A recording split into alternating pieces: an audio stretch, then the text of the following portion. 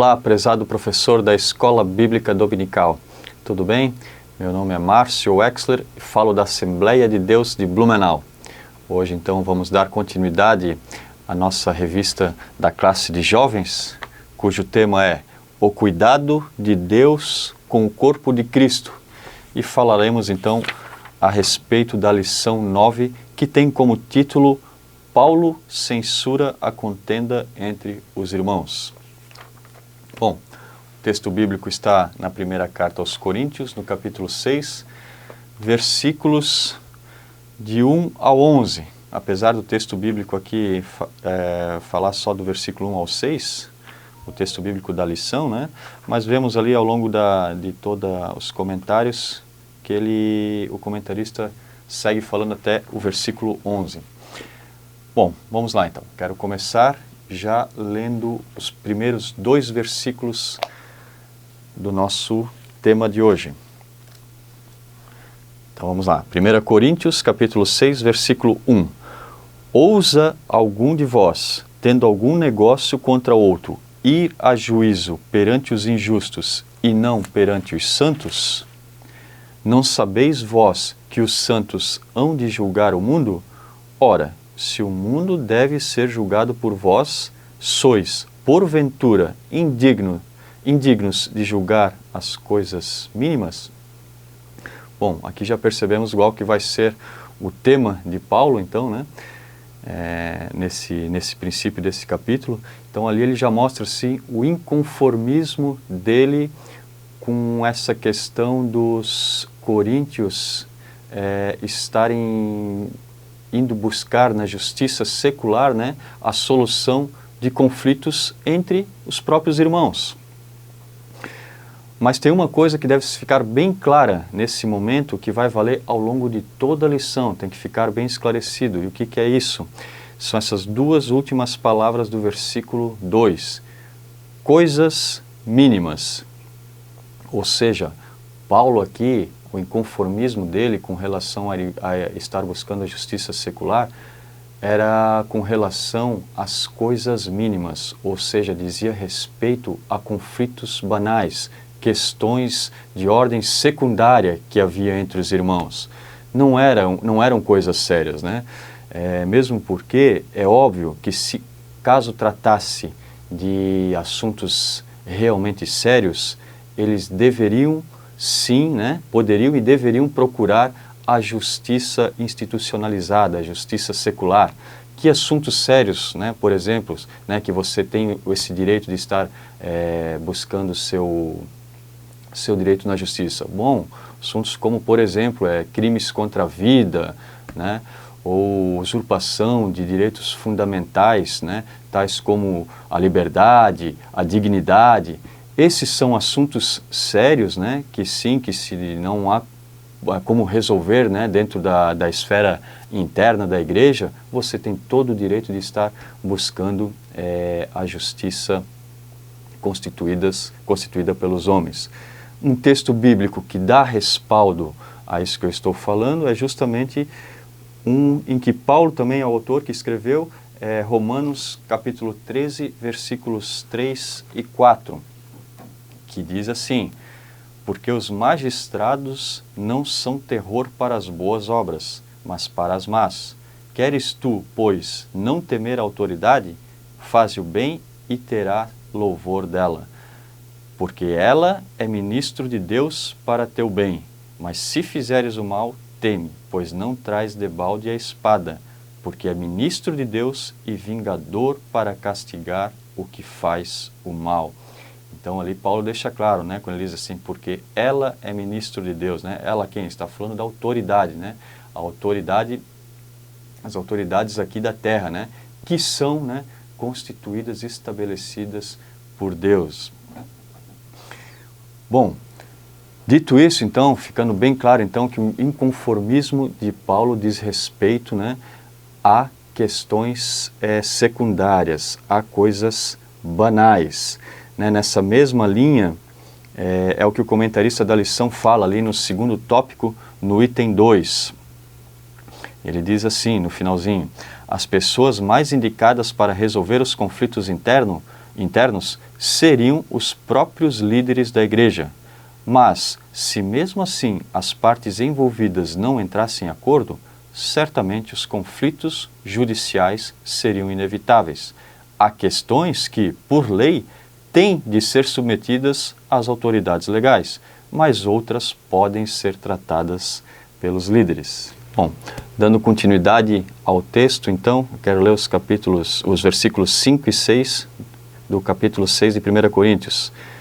Paulo diz assim: para vos envergonhar, o digo, não há, pois, entre vós sábios, nem mesmo um que possa julgar entre seus irmãos, mas o irmão vai a juízo com o irmão, e isso perante infiéis. Então vemos aqui que Paulo dá uma direta aos coríntios, né, mostrando todo o seu inconformismo, questionando, escuta, não tem um sábio, um líder na igreja de vocês para resolver esses conflitos, nem mesmo um, né? E isso ele deixa claro assim, que é vergonhoso, né, que a igreja, né, todos os membros não reconheçam pessoas, né, que possam sim resolver esse conflito sem precisar estar buscando a justiça legal, a justiça secular. E se no versículo 5 ele fala da igreja em geral, né, no versículo 6, então ele muda o foco dele e fala com relação a os próprios irmãos aí, né, que estão nesse litígio, né, e que como é que eles buscam então resolver essa maneira, né? Vão então para a justiça dos pagãos, vamos dizer assim. E ele mostra assim, então a gente vê assim nesses versículos 5 e 6, que ele dá um tom assim de ser algo lamentável que isso aconteça na igreja, né? O verbo que ele usa ali no início do 5, envergonhar, né? Mostra assim que, olha, ele deixa claro assim, isso é uma vergonha e é lamentável que ocorra na igreja. Vamos adiante então, agora ler os versículos seguintes, versículos 7 e 8, dizem assim: na verdade, é já realmente uma falta entre vós terdes demandas um contra os outros. Por que não sofreis antes a injustiça? Por que não sofreis antes o dano? Mas vós mesmos fazeis a injustiça e fazeis o dano, e isso aos irmãos. Notamos aqui que Paulo coloca no mesmo patamar aquele que cometeu a injustiça com aquele que sofreu a injustiça, mas foi procurar a solução para isso, né, no poder judiciário institucionalizado, e não procurou resolver isso internamente dentro da igreja, primeiramente com o irmão e depois, né, com algum líder ou sábio da igreja. E ele deixou claro, assim, estão no mesmo patamar, ou seja, os dois estão errados. Nessa linha, o comentarista da lição também faz um comentário, está lá no tópico 2º, no item 2. Logo no início ele diz assim, né, Paulo afirma que tanto os que estavam causando danos como os prejudicados estavam errados. E no versículo 7, ele dá um grande ensinamento, especialmente aquele que sofreu a injustiça. Que sofreu, né, igual que é o ensinamento que ele dá, ele diz assim, olha, sofra o dano, sofra o prejuízo, né? Isso traz um grande ensinamento para nós, que devemos sim avaliar, né? Nós estamos falando aqui de questões secundárias, de coisas mínimas. Então, quando nós sofrermos uma injustiça, mas é algo banal, é uma pergunta que a gente deve fazer, né? Há uma avaliação que a gente deve fazer. Escuta, qual que é o tamanho desse dano? Vale a pena ter o desgaste para querer mostrar que tem razão? O que nós vamos ganhar com isso? O que vale mais a pena, né? Fazer uma pergunta a si mesmo, né? Você quer ter paz ou quer ter razão? Porque às vezes você pode até ir para a justiça, sim, você vai ganhar razão naquilo ali, mas quanto de paz você perdeu? Quanto você se desgastou? Né? Você mesmo e você com seu irmão, e quem sabe isso influenciou na própria igreja, né? É uma pergunta que a gente deve fazer, uma avaliação que deve fazer parte da nossa vida, não só quando falamos em questões de conflitos de ordem judicial, mas até mesmo nas coisas corriqueiras da nossa vida, né? Na nossa vida cotidiana, como, por exemplo, nossos relacionamentos, né? com o nosso cônjuge, com os nossos filhos, amigos, né?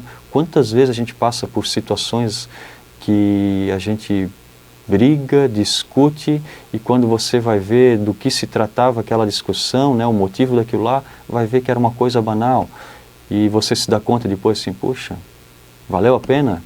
Vale a pena isso? Não era melhor ter sofrido dano, ter sofrido prejuízo e não ter tido todo esse desgaste, não ter perdido a paz que se perdeu nessa situação? Enfim, vamos adiante então no nosso estudo bíblico. Vamos ler agora os versículos de 8 a 10. Mas vós mesmos fazeis a injustiça e fazeis o dano e isso aos irmãos. Não sabeis que os injustos não hão de herdar o reino de Deus? Não erreis, nem os devassos, nem os idólatras, nem os adúlteros, nem os efeminados, nem os sodomitas, nem os ladrões, nem os avarentos, nem os bêbados, nem os maldizentes, nem os roubadores herdarão o reino de Deus. Então, depois que Paulo criticou as pessoas que buscavam a justiça secular para resolver os seus conflitos, Paulo então mudou o foco dele e se dirigiu àquelas pessoas que praticavam, que cometiam as injustiças. O comentarista fala isso, está lá no tópico 3, no item 1, em que ele diz: Paulo se volta para os defraudadores dos irmãos e os adverte quanto à perda da vida eterna com Deus devido às injustiças praticadas. Bom, vemos ali no 8, né, que ele fala, vós mesmos fazeis a injustiça, e depois ele diz, não sabeis que os injustos, ou seja, né, quem faz a injustiça é injusto. E no 9, né, o que acontece com os injustos não herdarão o reino de Deus.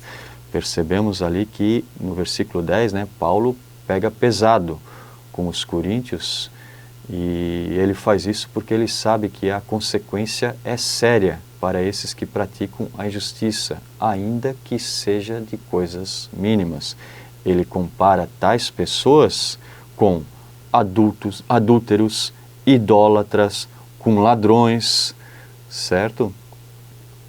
Deixando claro, né, que assim como como essa lista que ele fez, os injustos também não herdarão a vida eterna.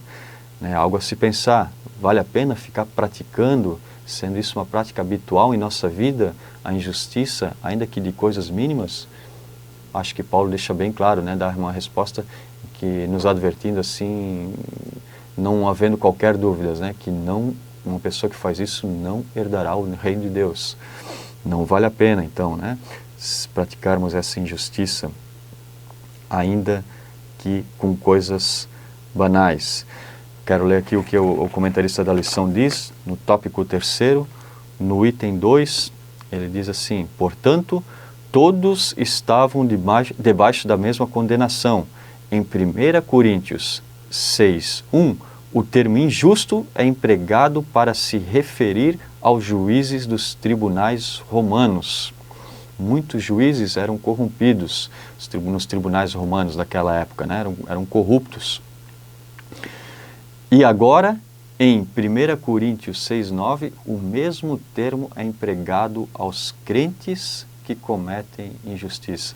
Vejam que interessante, o mesmo termo que ele usou, né, para os juízes corruptos, né, que havia os juízes corruptos que haviam no Império Romano, ele está dizendo, olha, injustos como aqueles são, esses, né, que praticam essas injustiças de coisas mínimas com os irmãos, são injustos da mesma maneira. E o fim deles será o mesmo, né, como podemos ler ali nos versículos 9 e 10. Bom, Que essa lição, então, nos sirva de exemplo para duas coisas, eu creio, dois ensinamentos que você pode estar levando para os jovens da sua sala, né? Primeiro, né? Que não venhamos cometer injustiças, ainda que relacionado a coisas pequenas, né? Pois Paulo deixa claro que os que praticam injustiça, mesmo de coisas banais, não herdarão o reino de Deus. O primeiro ponto era esse. E o segundo, né?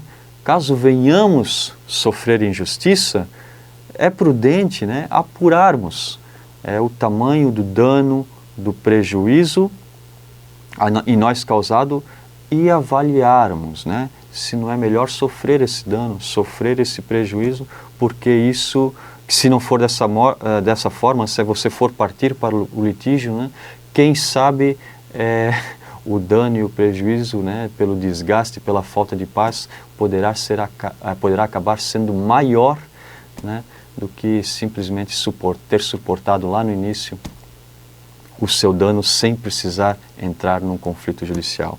E claro, né, lembrando que isso vale não apenas, né, para questões aí que você vai adentrar na justiça, mas especialmente, né, no nosso dia a dia, na nossa vida corriqueira, a aplicarmos isso, né, nos mais diversos conflitos que temos, né, em nossos relacionamentos especialmente.